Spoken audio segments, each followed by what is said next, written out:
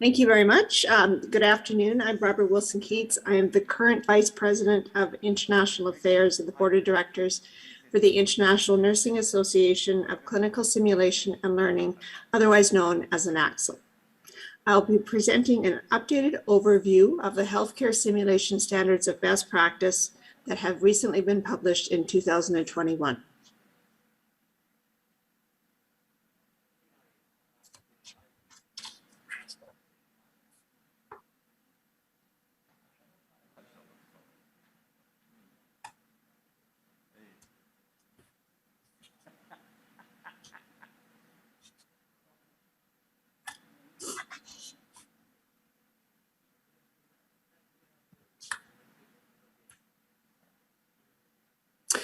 Before I begin, I disclose that I have no conflict of interest and I have received no financial support or funding for this presentation. Dr. Barbara, can you duplicate your presentation, please? Because we don't see it very well here. Thank you. Are you having difficulties? Am I on twice? We're actually seeing a speaker view, so if you don't mind to make it a PowerPoint presentation rather than the speaker, because what we're actually seeing is your screen as a speaker view. Barbara, go to the top where it says display settings and click on that, and then do swap presenter view and slideshow. Exactly. And then you will see your notes, but they will see your presentation. Perfect, like this. Thank you so much. How is that? Yeah, it's perfect. Perfect, Barbara. Perfect. Thank you so much. Is that okay? Yes. All right, good. Thank you. So before I begin, I would like to disclose that I have no conflict of interest and I have received no financial support or funding for this presentation.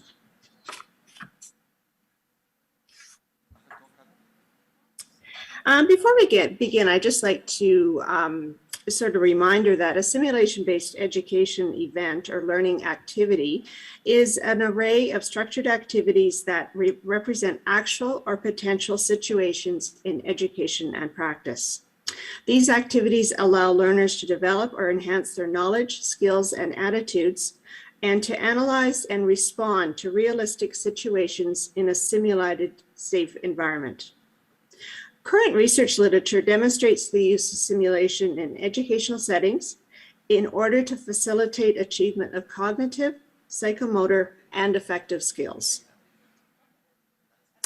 As an ever-evolving science, there continues to be a growth in new and different modalities, technologies, applications, and changes in terminology. And the standards are published by the INACSL organization to allow you to stay on top of these changes and technological advancements by utilizing the healthcare simulation standards in your university or your healthcare organization. And these facilitate, these make sure that you are up to speed and current in your practice on the latest developments and best practices within simulation. The standards help to ensure that you are providing the highest quality of educational practice for your students and learners through a comprehensive, consistent standards of practice. The standards are based on and reflect the evidence in the literature, and they are also developed in collaboration with the global and interprofessional simulation community, alongside educators, and practitioners. A little bit of the history of the standards. Work on the standards originally started in 2009, and they were first published in 2011, with the second edition published in 2013. Within those 2 years, the amount of research and science related to healthcare simulation more than doubled, and that is reflected in the growth of simulation research and also the change of the standards from 2011 to 2013. In 2014, the National State Boards of Nursing published a national simulation study. This is the Hayden and colleagues study that demonstrated for the first time that pre-licensure nursing students who substituted up to 50% of their clinical work in the hospital with simulation did as well or better than students with less than 25% simulation time. This was a critical turning point for acceptance of simulation in pre-licensure nursing programs in the US and in other countries around the world. 2016, there was the third edition of the standards were published, and they were updated with the newest evidence at that time. In September 2021, recently, the fourth edition of the standards were published and updated. 2 additional standards were added at this time. The 2 ones were faculty development and pre-briefing. International advisory councils reviewed the standards prior to publication to verify that the standards were inclusive of different healthcare disciplines, as well as the international simulation community. In addition, the name of the standards have been changed from the nursing simulation standards of best practice to the healthcare simulation standards of best practice to show that they can easily be applied to other healthcare professional educational programs rather than just nursing.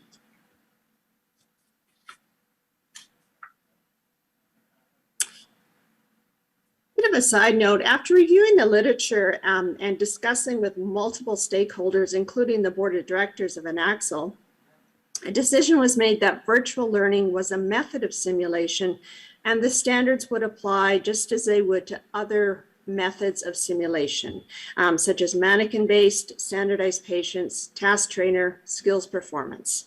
The board and Anaxel recognize that the pandemic and rapidly advancing technology may have a profound effect and change this decision for future iterations of the standards. But currently the standards are felt to be applicable to virtual simulation as well as all other types of modalities for simulation.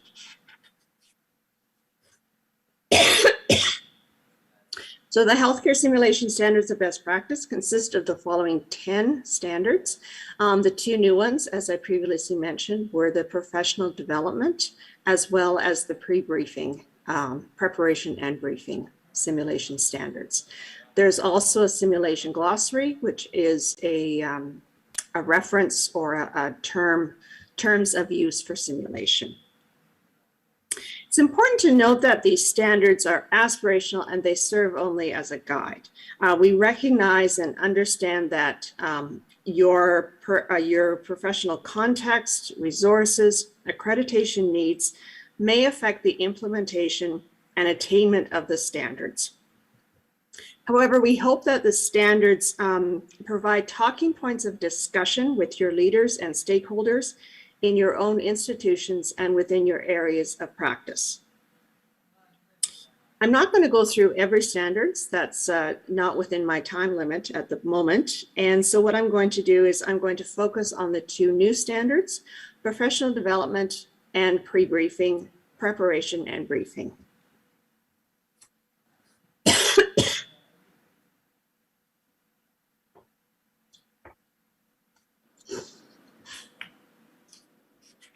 So the first one I'm going to talk about is the professional development standard, and this is to do with your own learning and your own educational needs as a simulationist. So to examine yourself and examine a needs assessment for yourself as initial and an ongoing professional development that supports the simulationist and yourself across your own simulation career. As the practice of simulation-based education grows with new modalities and advanced technologies, professional development allows the simulationist to stay current with new knowledge, provide high-quality simulation experiences, and meet educational needs of the learners and the standards. So this is a very important, we felt that the addition of this standard this year is very important because it's so critical to, even if you are new to simulation or if you've been in there for years practicing simulation, it's important to understand your own learning needs as well as the other ones that are upcoming. Criteria to meet these standards, the first step is to perform an educational needs assessment of yourself. And so that may include a gaps analysis that provides foundational evidence for a well-designed professional development plan. Following that needs assessment, you then want to participate in professional development activities that address that gap, the needs assessment gap, and also aligns with your role within simulation and the priorities of the institution. So that may be activities such as webinars, attending conferences, symposia, workshops, certification programs. Those are all can be included within professional development standards. Finally, it's important to reevaluate your professional development on a regular basis, either yearly or every second year, by using formative and summative evaluation methods. And that also looks at your own educational needs, as well as that of the institution and your role within that institution and the goals of the organization.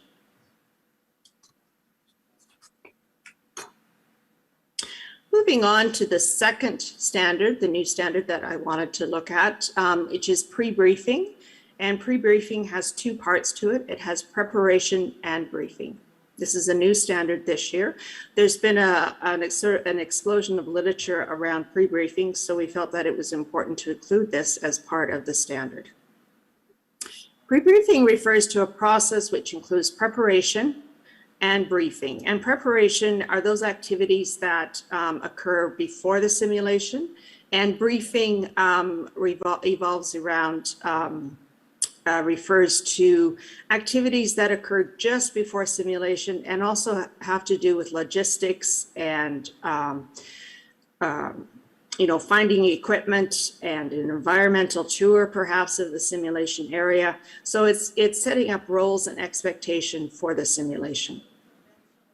By following the pre-briefing standards and ensuring that it is met, you are helping to ensure that simulation learners and students are prepared for the educational content, and they're also aware of the ground rules before they go into a simulation experience.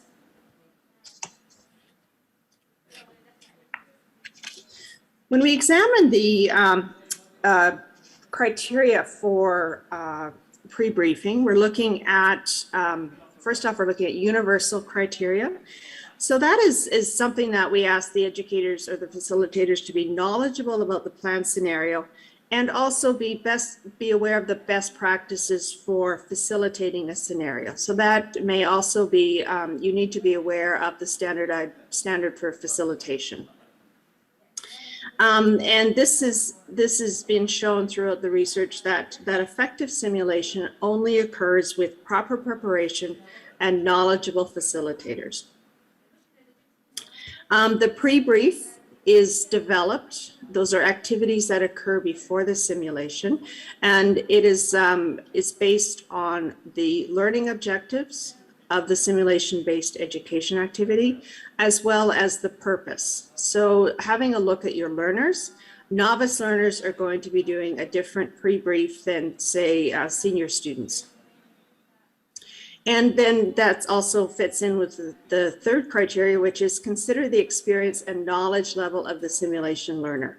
With the novice learner, you may need to give them a lot of information, tell them quite a bit about the patient situation in which they are entering and for which they will be caring for, as opposed to a senior level student who may only need sort of a bare bones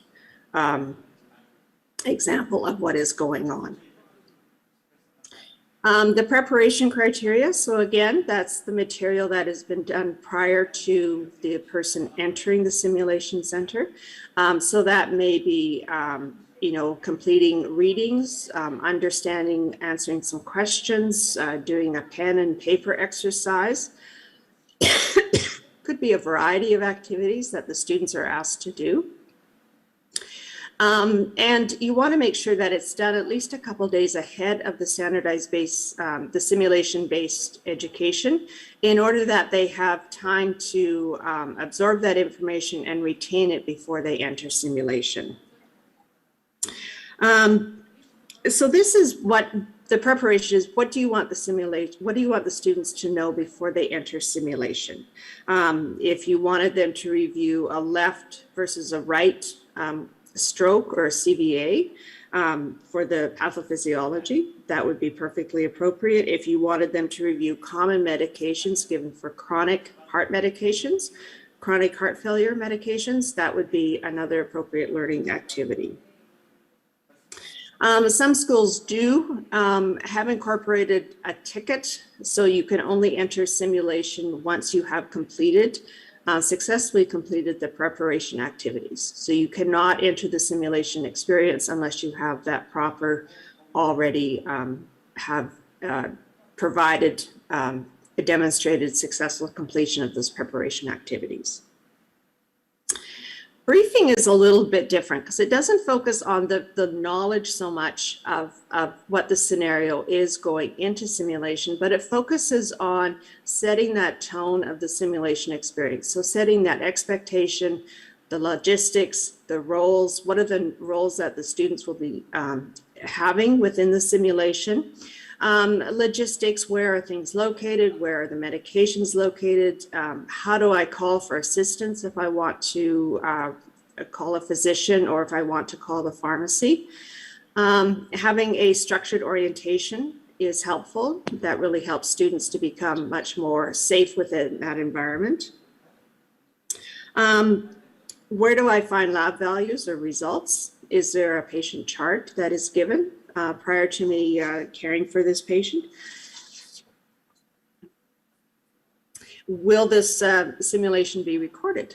And who has access to the recording? Will the recording be erased after it has been reviewed?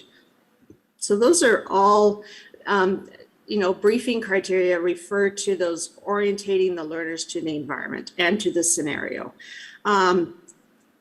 A few words about preparation. You don't want to tell the students everything that's going to happen within simulation, but you do want to give them you have to give them some sort of context. So for example, you may give them a situation in which you would say to them, you are going to look after a patient who is post-operative day 1. That may be an appropriate context for that student so that they understand to read about perhaps the surgical procedure, perhaps about what care is required for a post-op patient for day 1. But you would not necessarily give them information about what's going to happen to that patient. So say if there was a patient developed unmanageable pain, patient needed to go back to the OR, if the patient had a low blood pressure, you wouldn't necessarily give them that information, but you want to be able to allow them the opportunity to use their critical thinking skills about what's going on with this patient and what are my appropriate decisions going forward and actions. And as Dr. Layton has stated, as she spoke earlier, she said the learner should know the context in which they will be performing. You don't need to give them all the information, but they need to know at least the context in which the simulation occurs. One of the most important concepts within simulation is to develop an atmosphere of psychological safety. And psychological safety it gives the students the feeling that they are indeed in a safe learning space. So they are free to make mistakes. They are free to make errors in their patient care. It's much better to make an error with a simulated patient, a standardized patient, as opposed to in the real world, a clinical. So you want to make sure that they understand it's a very safe place. What happens in simulation if you mix up something or if you do something wrong, that information stays within simulation. That it's a very safe container of environment, and that students are able then to think freely and to learn from their mistakes as they go forward. I've only just covered the 2 new standards. There's 8 more, and I know that the previous presentation did cover simulation design, which is a great standard also to have. The healthcare simulation standards are currently published in the Clinical Simulation of Nursing in their full articles. The issue for September 2021 was completely all about the standards. So there's a QR code if you wish to access that. Here are some key references that are used to support the standards and work in conjunction with the standards to provide safe learning simulation, high quality experiences for learners. So this is the healthcare simulation standards of best practice from ANAXL, which I have talked about. Simulation Society of Simulation in Healthcare has developed a simulation dictionary. The IPEC, the Interprofessional Education Collaborative Competencies, have been recently published, last in 2016. There's a reference there to the National State Boards of Nursing National Simulation Study, as well as their simulation guidelines, which were based on that study. Finally, a little bit of a promotion for an Access store. You can also purchase standards booklets as well as standards posters with Symfographics. And you can also download Symfographics and print them off if you wish. The standards are currently going to be published. They're going to be published, besides English, they're going to be published in 6 different languages, which include French, Spanish, Portuguese, Korean, Mandarin, Polish, and Japanese. And I believe that there is work currently going on with translation of the standards into Arabic.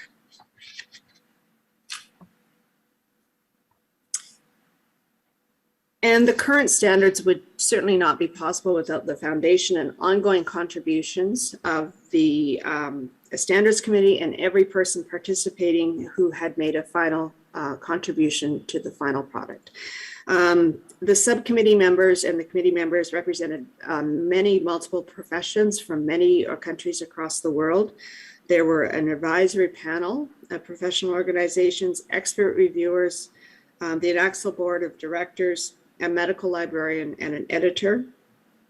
And all participants aimed to ensure that the healthcare simulation standards of best practice were a platform for all simulationists and represented the best practices to design, conduct, and evaluate simulation-based experiences. This is our expert reviewers, which we are eternally grateful for. And then just a listing of the International Advisory Council from different organizations across the world.